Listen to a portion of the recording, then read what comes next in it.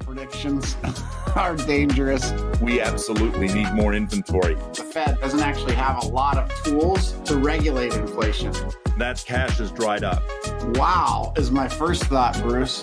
If both parties don't win, it doesn't happen. The Real Look. Trending news. G'day. Today's Wednesday, December 13th. I'm Bruce Hardy. And I'm Chase Williams. And this is the news you need to know. Well, Chase, flat fee real estate brokerage Fathom Realty hopes to boost the company's bottom line by more than $3 million next year by raising agent fees for the second year in a row, starting January 1. Fathom's publicly traded parent company, Fathom Holdings, says it also anticipates raising up to $4.29 million from a public offering of as many as 2.45 million shares, most of which are expected to change hands on Tuesday. Chase, what are your thoughts around this? We're starting to see this happen across the industry, right? As brokerages grapple with profitability, with an increased squeeze on margins. So what are your thoughts? Well, a couple things, Bruce. I think one is when you're in an environment in the industry like we're in right now, which is rapidly decreasing number of units, and your economics are based on a unit transaction fee, that's a real challenge. Now, it's a challenge for all of us for different reasons. It's just generally a challenge. But again, when your revenue is based on units and you have this catastrophic difference in units from several years ago, you have to find a way to make that up. And you make that up two ways. You either get more units, in this case, by getting more agents, and Fathom has continued to grow, or you increase the amount you're charging per unit. And it feels a little, Bruce, like as I was reading the story, I was thinking about the old story where you put a frog in warm water and then you just boil it slowly so it doesn't jump out instead of, throwing a frog in the boiling water all at once. It's a little like that, particularly because this isn't the first time that Fathom has raised their fees, right? They just did it last year. They're doing it now again.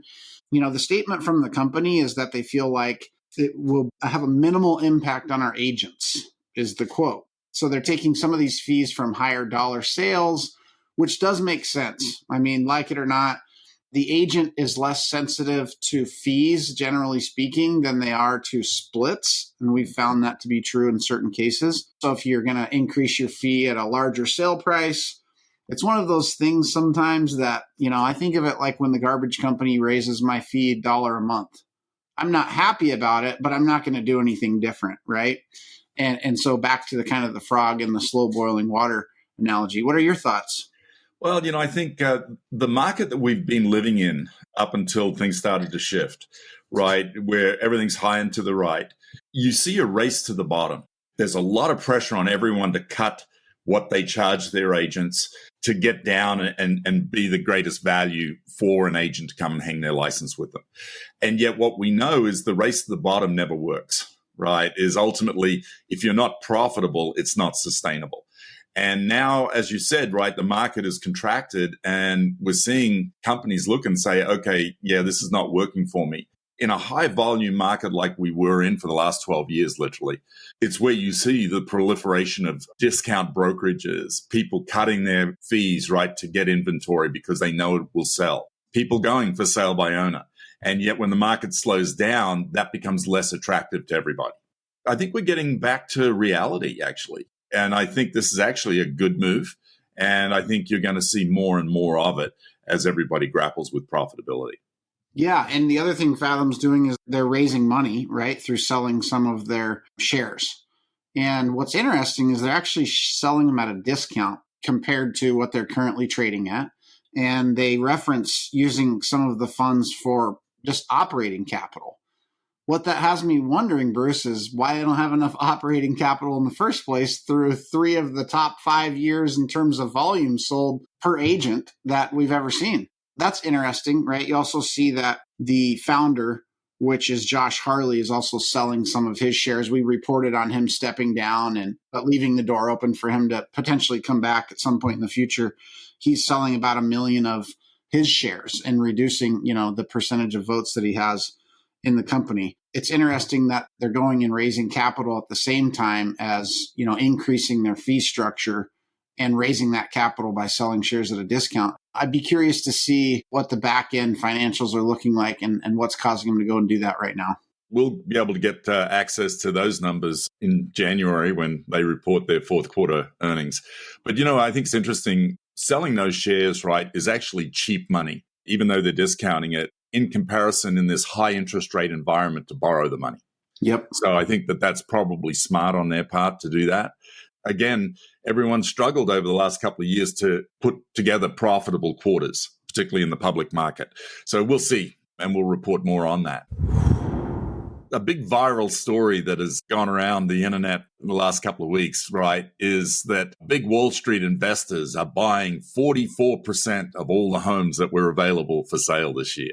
That claim was made originally in a headline for an article in the Medium, and then it spread like wildfire all over social media. In fact, Congress has even jumped on the bandwagon with Democratic lawmakers introducing bills looking to limit or ban hedge funds from buying single-family homes. So again, the claim was that these investors were buying 44% of all the inventory. And the answer is no, not even close, right? Housing inventory is near all-time lows, and big institutional investors like Invitation Homes or BlackRock aren't to blame. What are your thoughts around this? Well, I just want to share the actual number, Bruce, of what percentage of homes institutional investors were buying. And although it did go up starting in about 2020, it never even got to 3% from institutional buyers specifically, right? So here's the story claiming 44%, the actual's 3, which isn't impacting anybody negatively if you really think about it. And yet it is fascinating that, social media has become the most trusted source of news in today's society, which I think we should be really careful of. Yeah. Here's a story that, I shared before we started recording that to me, it's just one of those stories that kind of fits this narrative of the big bad wolf, like somehow, Wall Street in this case, harming the would-be home buyer in America. And just fascinating how fast something like that can go viral, considering how easy it is to dispel the actual numbers. It's not the first time we've seen this happen in terms of like something completely made up or fabricated, worrying people and getting the attention of Congress. And here we are looking at, wait, this is a nothing burger, right? One of our new favorite sayings. This isn't actually true. So I don't know. It is fascinating to watch. What are your thoughts? Well, that 2.5% market share that you're reporting, those numbers are from Freddie Mac, right, who tracks housing. The data is there. What you see is these institutional buyers, even when you include them with iBuyers, right, they're just a tiny percentage of the total home buyers in America. Those who bought 100 plus homes or more still represent only 2.5%. Now, we've talked about this in the past, right? You and I are firm believers in investing in real estate, and rental real estate is a great investment. And in fact, overall market share in our economy, investors currently hold around 30% of all the housing that's out there. Now, the vast majority of those investors are not these big mega hedge funds, right, that buy thousands of homes, but instead they're mom and pops, single investors who own a house or 2 or 3 or 10, not own thousands. So again, it is a large percentage of the market overall, but it's not what that article claimed, 44%, certainly not this year. Yeah, I love that stat, Bruce, because I think there's real opportunity there for the real estate agents listening to this, right? So just to be really specific here on what this is measuring, it's basically saying that last year, almost a third, 30% of all purchases, not what's owned, purchases were purchased by an investor, mostly mom and pop, people like you, people like me, people that exist in every agent's sphere of influence and want to buy their first investment property, their second, their 50th, it doesn't matter. 30% of all purchases. So please don't ignore the opportunity that exists in your business today and tomorrow and forevermore in helping people build wealth through owning real estate, right? And we've talked about the amount of equity that homeowners have right now in the marketplace. 39% of homeowners owe nothing on their house. Those are would-be and will-be investors given this statistic. So, almost 1 in every 3 purchases is an investor. You have to learn how to work with investors. And the majority of them are just like you and me. And that's real opportunity, Bruce, even in a challenging market. Yep. And again, these 1,000 plus block buyers accounted for just 0.4% of market share in Q2. This is not rocking anybody's world.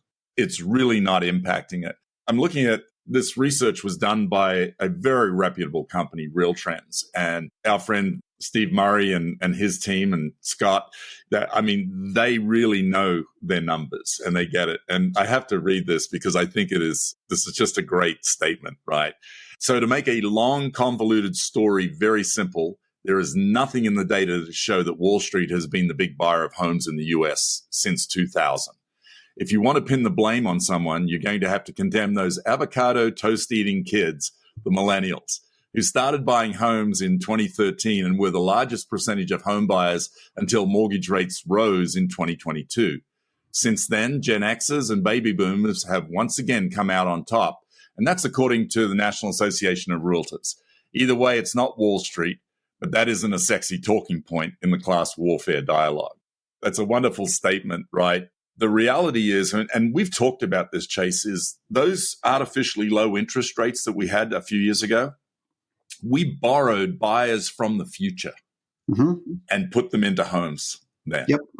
And oh, by the way, the roosters come home to roost, right? This is why we have no inventory, and this is why, because we jammed all that business in a couple of years instead of just spreading it out over a longer period. Well, not only did we condense it, like you said, into several years, but then we accidentally locked it in because everyone's sitting on a low mortgage rate lottery ticket for the home they own. So they're a little hesitant to trade out unless they have a true urgent need. Not surprising that a lot of the millennials, these avocado toast eating kids, as the story says, jumped into the market when rates were low. Why? Because you would anticipate a lot of them have maybe less resources. They're starting out earlier in life. Maybe it's their first home. And because rates were so low, now they can afford the payment. And great move on their part, in my opinion, assuming they could afford it.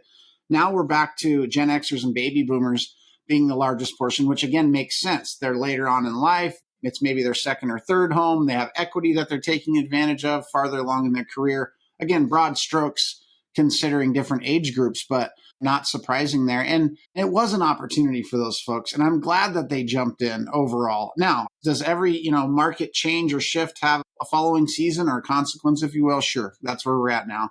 Obviously, we're continuing to report on the factors that are impacting that on a weekly basis. Yep. So be careful. Fake news. Well, Chase, mortgage rates edged up on Friday on news that U.S. employers hired more people than expected in November. And the bond market investors who fund most mortgages lost some of their conviction that the Federal Reserve will start cutting rates in the spring. In fact, the latest jobs report, which showed employers added 199,000 non-farm workers to their payrolls last month, is good news for those hoping that the economy can achieve a soft landing and avoid a recession as growth slows in the face of Federal Reserve interest rate hikes. What are your takeaways from this? This unemployment number is a metric that we've been watching very closely. Why? Because obviously the Fed watches it very closely as a measure of the underlying strength of the economy, which they're trying to slow down, by the way.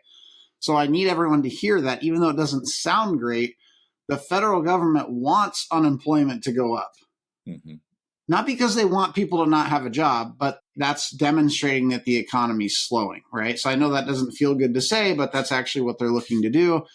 And they've done that ever so slightly, right? Considering this language they use of a soft landing. So back in April, the low point was 3.4%, which is historically low unemployment numbers, right? Absolutely. And now we're up to 3.7%. So a 0.3 percentage point change since April.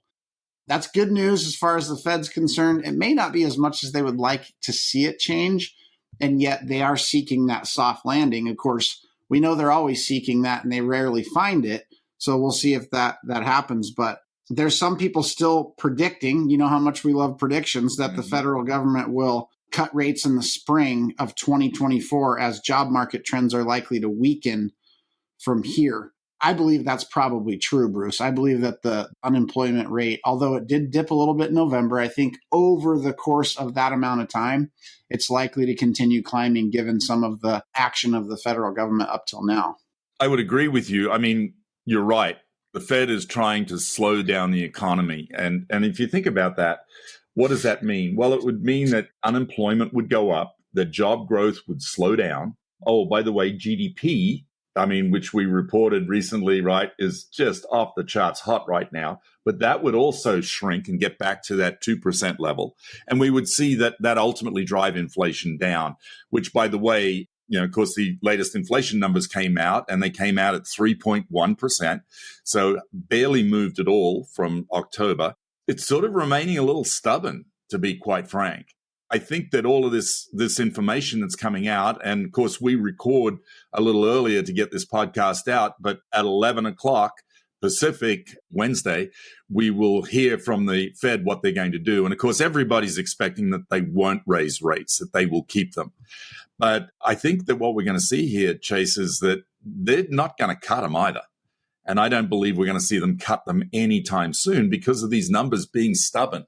And we've shared, right, the key number around the metrics of unemployment is 4%. That's the goal, because basically at 4%, everybody who wants a job has one.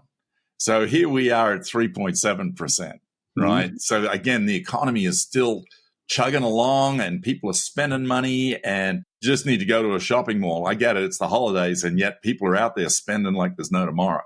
I know that we see these predictions about rates being cut in the spring. I'd be surprised. And even this last week where we saw rates come down, dip below 7%, now they're back up again, right, as the market's responding to what they think the Fed is going to do or not do. What we saw was a massive increase in the number of mortgage applications. Okay, what's the consequence of that? Well, guess what? We still don't have enough inventory for the buyers that we have in the market. And now we're going to add more buyers by dropping the interest rates. That doesn't bring inventory. So what will that do? It will drive prices up again. And again, affordability will take a back seat. So I think that's pretty fascinating. Yeah, I just want to make note, folks. You heard Bruce say it here, shopping mall. I'm not sure I know those things still exist anymore. I know the economy's roaring because me and the Amazon delivery guy are on a first name basis this time of year. So I haven't been to a shopping mall, but money's still getting spent. All joking aside, the federal government is watching what's happening in the underlying economy very closely. We've shared on this program that we believe we're already in a recession in real estate, right? And so we may be ahead of what's likely to come in the economy, at least some sort of slowing, if not a recession. We'll see how that impacts our business longer term, right? Yeah. Well, and again, when we look at these inflation numbers, when you strip out, so it was 3.1%, but if you go to core inflation where you strip out the fuel and food, it's actually at 4%, again, remaining stubborn. And then when you dive into those numbers, what you realize is that housing's the biggest part of it. In fact, housing expense was up 6.5% last month. So again, if we see prices increase again because of this lack of inventory, again, that number will drive inflation and will keep it artificially high. So yeah, interesting times. But again, you know what? It's always a good time to buy the right real estate. And there are still good deals out there if you look for them. Well, that's the news you need to know. Don't miss this Friday's Northern Lights episode where we'll interview Nick Beveridge with Keller Williams Realty Coeur d'Alene in Coeur d'Alene, Idaho. Thanks again for tuning in with us on The Real Look. This podcast is produced by Marissa Frost. Visit KWNWR.com to access the show notes from today's episode. Head over to Apple, Google, or Spotify, or really any major streaming platform to subscribe, and don't forget to leave us a review. Thanks again for listening to The Real Look.